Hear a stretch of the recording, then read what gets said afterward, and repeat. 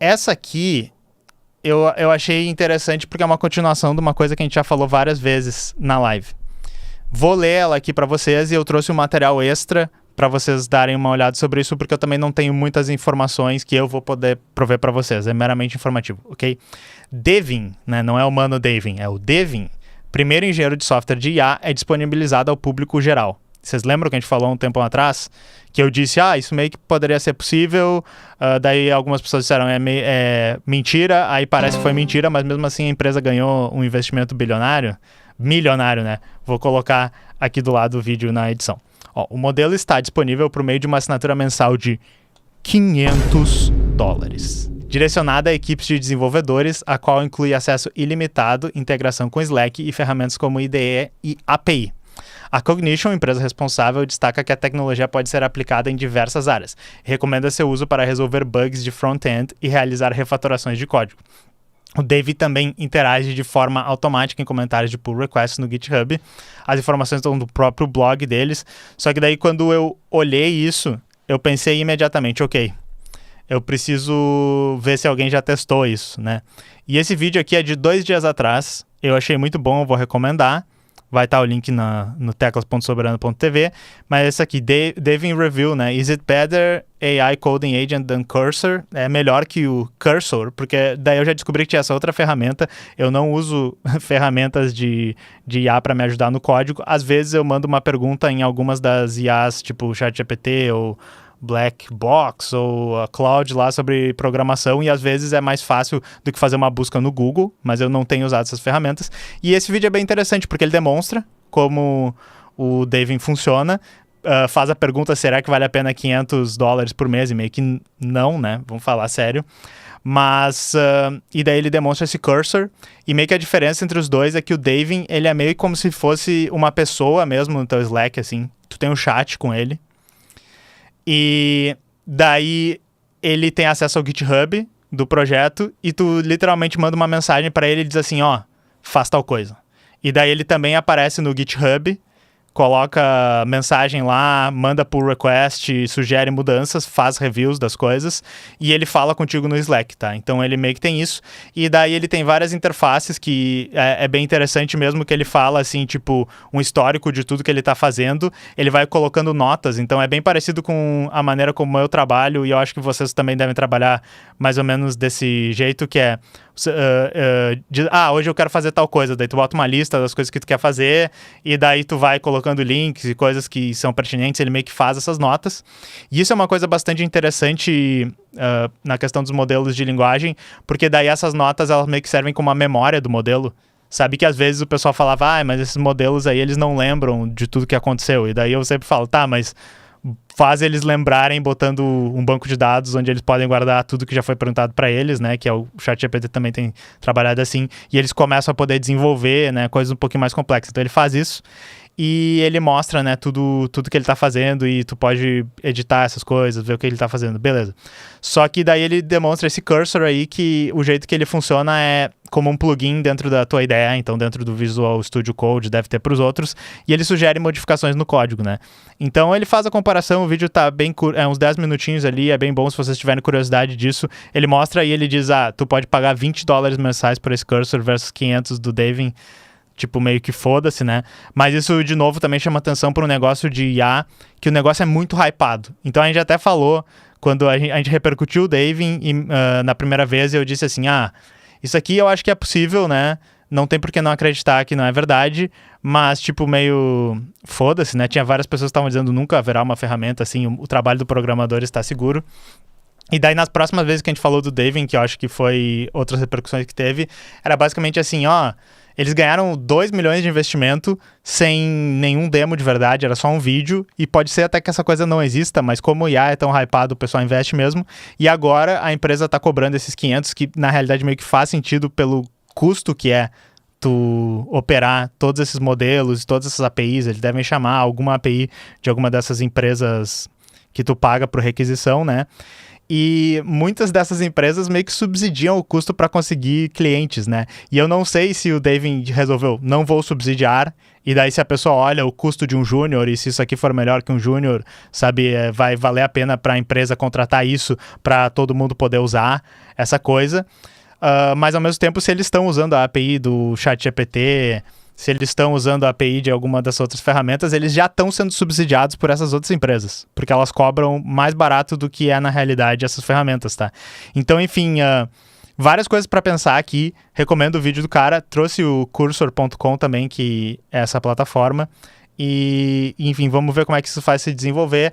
Mas mais uns passinhos, né? Um passinho de cada vez para a precarização da nossa profissão. É possível a precarização da nossa profissão, tenho medo do que possa acontecer. É meio assim, estagiário tá ruim para ser estagiário hoje. Sobre essa notícia, é isso, não vou me aprofundar muito, porque esse vídeo aqui já é bastante melhor e eu não tenho tantas análises a mais aqui. E daí essa aqui a gente tem que sempre trazer. Eu decidi pra vocês, tá, pessoal? Toda vez que eu estiver lendo notícias de sites mainstream, como por exemplo, eu tô vendo a newsletter do Felipe Deschamps, ok?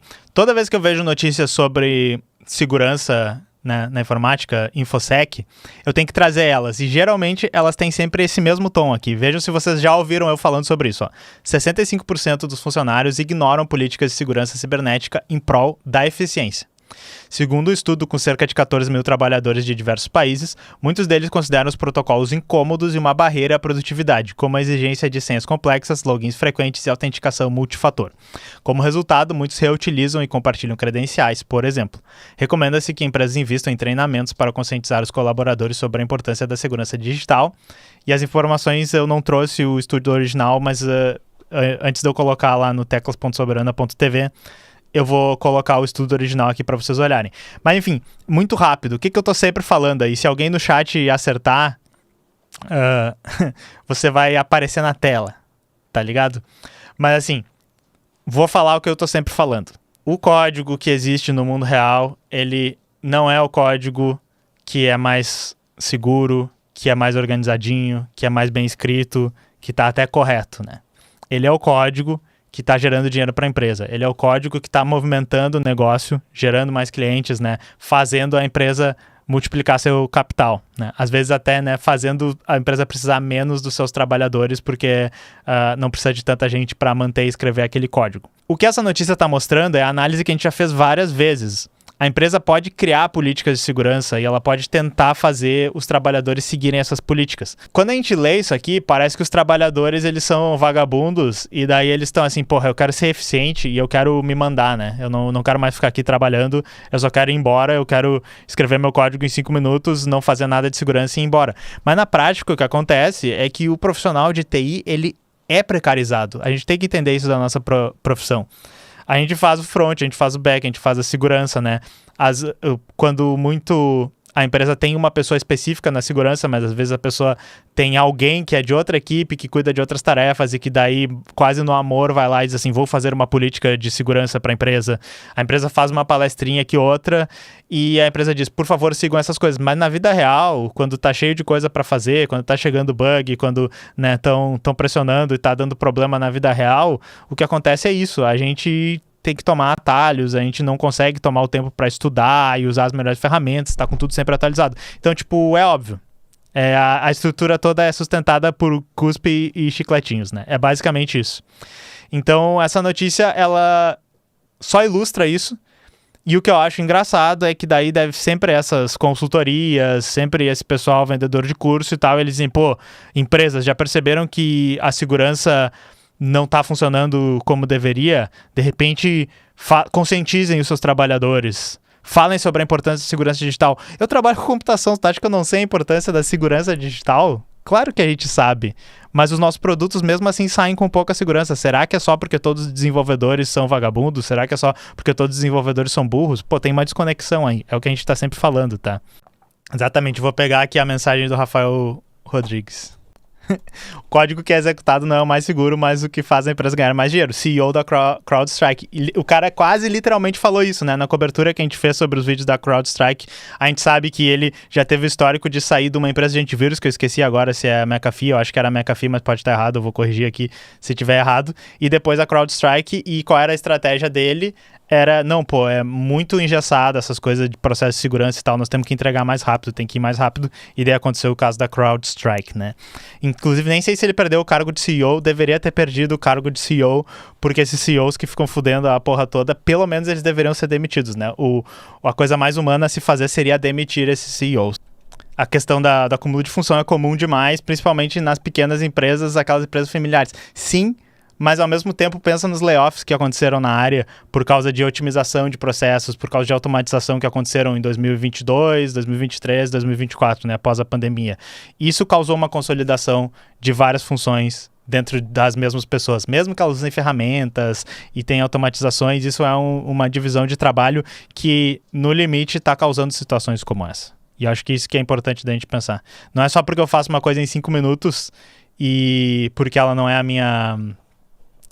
minha função base que tá safe, porque daí eu posso esquecer disso, eu não sou especialista naquela coisa, quando estourar ali, não vou saber. Então, eu acho que é extremamente importante falarmos sobre isso.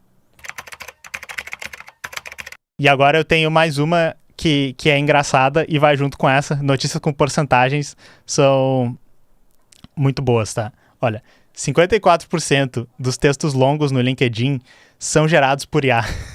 Vocês já deviam estar cientes disso, né? Inclusive, gostaria de saber, Deschamps, você gera esses textos da sua newsletter com IA?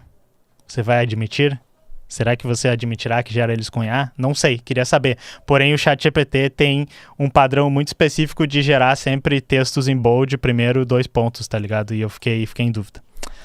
Olha, ao todo foram analisadas mais de 8.7 mil postagens entre janeiro de 2018 e outubro de 2024, que continham 100 palavras ou mais. Foi identificado um aumento significativo no uso de modelos após o lançamento do ChatGPT em 2022, com um crescimento de 189% entre janeiro e fevereiro de 2023. Em resposta, o LinkedIn afirma que busca limitar a visibilidade de postagens de baixa qualidade e que o conteúdo identificado no estudo era assistido por IA e não inteiramente criado por essas ferramentas. Então é só engraçado, eu trouxe a postagem do The Register, eu acho que eu sempre falo, eu acho legal a cobertura que eles fazem da tecnologia aqui no The Register, mas é galhofa, até o próprio post tá meio que zoando isso, a gente meio que sabe que esses coaches de LinkedIn, esses influencers de LinkedIn, eles só postam textão e ele deve ir no ChatGPT lá e dizer assim, olha, hoje eu fui no primeiro recital de música da minha filha, né? Me explique como isso me faz um líder melhor. E daí sai aquela postagem assim, como ser um pai que acompanhou a filha no recital de piano fez eu pensar sobre como a liderança é importante numa empresa e como isso reflete positivamente nos meus empregados, tá ligado? Eles postam aqueles textão lixo lá no LinkedIn e aparentemente 54%, que eu acho até baixo, é gerado por IA. Se o LinkedIn proibir conteúdo de baixa qualidade, ele vai fechar. Não vai dar. Eu acho que tu tem razão. E aí o que falou, eu uso para corrigir meus textos porque tem TDAH e costumo cometer uns erros bobos na hora de digitar. Eu acho que para isso essas ferramentas são perfeitas. Aqui a gente é hater de IA, mas a gente é hater dos efeitos sociais da IA. Eu não sou negacionista de como as ferramentas são úteis e é bastante útil para manipulação de texto. Essas ferramentas, elas são absurdas, assim, é para isso que vocês devem usar, sabe? Para programação, matemática, lógica, enfim, né, essas outras coisas, é possível que tenha vários erros, mas para manipulação de texto tá ruim para os escritores. Vou ter que dizer que tá ruim para os escritores. E mais uma, tá? Então, olha só, nós falamos há um tempo atrás sobre o Blue Sky não estar treinando uma IA com as suas postagens. Porém, tem uma coisa que logo depois chegou ao meu conhecimento, as notícias, e eu acabei não repercutindo. Então eu resolvi trazer aqui e recomendar um podcast bem interessante para você sobre isso, que é assim, ó. A API do Blue Sky permite extrair postagens de usuários para treinar modelos de linguagem. Daniel Van Strien, especialista em curadoria de Machine Learning da Hugging Face, conseguiu utilizar a API Firehose da própria plataforma para extrair 1 milhão de posts públicos a fim de viabilizar pesquisas e estudos relacionados ao aprendizado de máquina. O Blue Sky afirma que está explorando formas de permitir que os usuários expressem externamente suas preferências de consentimento quanto ao uso de informações e promete divulgar mais detalhes em breve. E daí eu vou recomendar para vocês o podcast da 404 Media, que é um negócio que eu descobri há pouco tempo, mas que é muito bom. É um site que eu tô sempre trazendo notícias para vocês e eles sempre trazem notícias muito bem fundamentadas e pesquisadas sobre geralmente assuntos super de nicho da internet. Por exemplo, eles fizeram uma matéria super boa sobre o Jesus Camarão, que a gente não chegou a trazer a matéria deles, mas eles fizeram uma investigação sobre como são criadas essas imagens de IA. É um conteúdo que até a gente poderia trazer um dia, porque a reportagem deles foi muito boa. E aqui eles falaram bastante sobre esses datasets construídos no Blue Sky, e tem uma situação que é basicamente assim: o Blue Sky, que nem a gente estava falando um tempo atrás sobre plataformas abertas, ele é aberto para o consumo de dados, o que por vários aspectos é bom. Porém, só a gente achar que as pessoas não vão roubar esses dados e usar para qualquer coisa, e quando eu falo pessoas, leiam assim, empresas pau no cu, na realidade a gente não pode achar isso, porque elas estão roubando tudo que é aberto na internet. Então se esperaria do Blue Sky uma solução, pelo menos, de dizer que as pessoas estão dizendo, olha, meu conteúdo ele não pode ser treinado por IA, né? Ou dar algum tipo de opção para as pessoas poderem manifestar isso, para depois a gente tentar processar. Provavelmente não vai funcionar, né? Para depois eles processarem alguém se forem atrás, e eles ainda não têm isso. E daí eles descrevem a situação de vários datasets e polêmicas que aconteceu nesse podcast. Recomendo o podcast deles, é muito bom. Ok?